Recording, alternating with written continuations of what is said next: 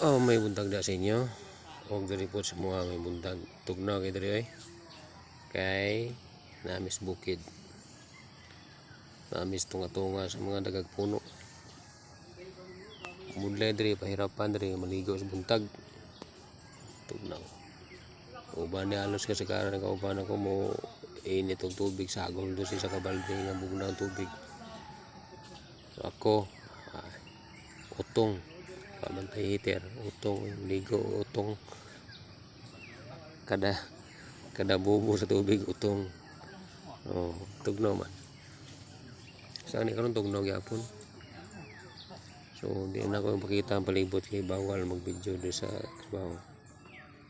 Ako na sa naw ang taon yung tanaw no.